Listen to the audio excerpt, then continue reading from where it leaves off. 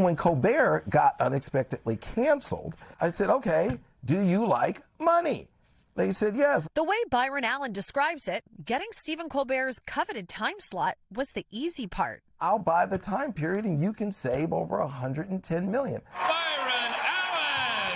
Allen's Comics Unleashed, a long-running comedy talk show, moves to 11:35 on CBS starting Friday, ushering in a new era of late night with its unorthodox business model. Allen says he will lease the time from CBS and sell the ad revenue himself. I'm putting a lot of money in their cash register. I am a gift from the money gods and the comedy gods. CBS did not respond to our request for comment, but last year said canceling The Late Show was purely a financial decision. You look like an exquisite Tootsie Roll to me right now. Comics Unleashed will trade in Colbert's pointed political commentary for broad, evergreen comedy. I don't care who you vote for. I just don't care. That's your business. Go do what you gotta do. You know, I'm just here to make you laugh. That's a weave he got on. Allen says don't expect him to reinvent the show. The format's the same. Nothing political, nothing sexist, nothing racist, nothing anti-Semitic, nothing homophobic.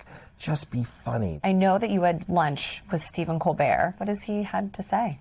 He is a phenomenal human being. Stephen Colbert is truly special. I mean, I love him. He is so gracious, so kind, so genuine.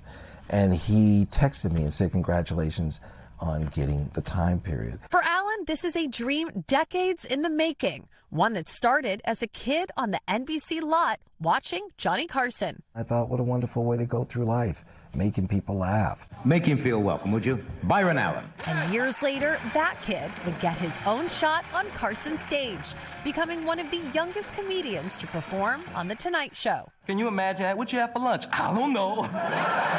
Today, Allen is the owner of Allen Media Group, which owns more than 20 local broadcast stations and 8 TV networks, including the Weather Channel. He's grown his empire with the same playbook. Take a media brand past its prime and find new value in it. His latest move? Taking control of BuzzFeed to use its content on his ad-supported streaming service, Local Now. I'm going to make BuzzFeed a streamer using the technology of Local Now. We're building on it, and we're going to have user-generated content. Allen's built his business on the idea of ownership, but for him, it's about more than money. In the history of television, in almost 100 years, you've never had a black person at 11:30 on ABC, NBC, CBS. So I think that's important, to control our images and control how we're produced and depicted.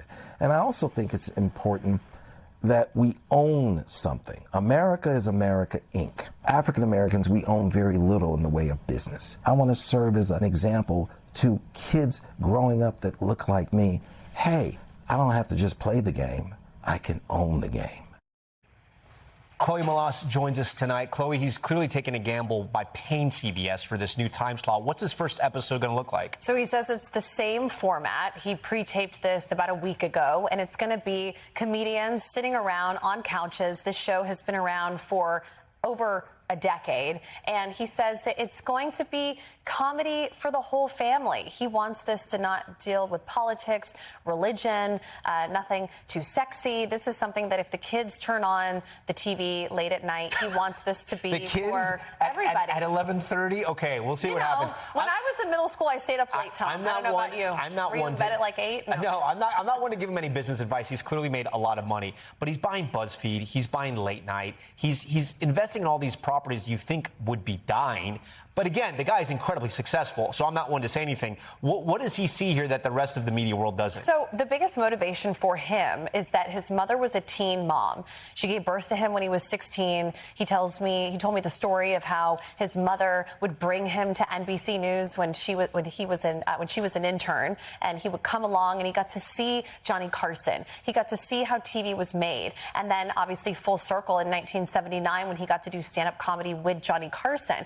But he realized after meeting all of these people throughout his career that the ownership, the money to be made, is behind the camera. So no, he's not stopping. He wants to become the majority shareholder of Starz. He wants to continue to build his empire because he says that it's also an emotional play because he wants to make his mother proud.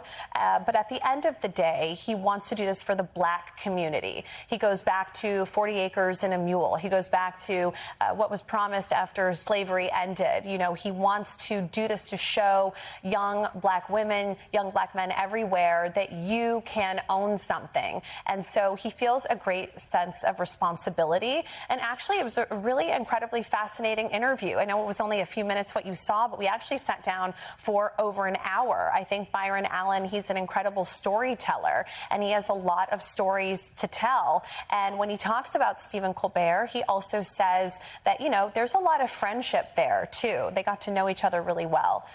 So I think it's going to be interesting Chloe, to see. it is, and anything you do and any of your interviews are always fascinating, so thanks so much for doing that. Appreciate the time.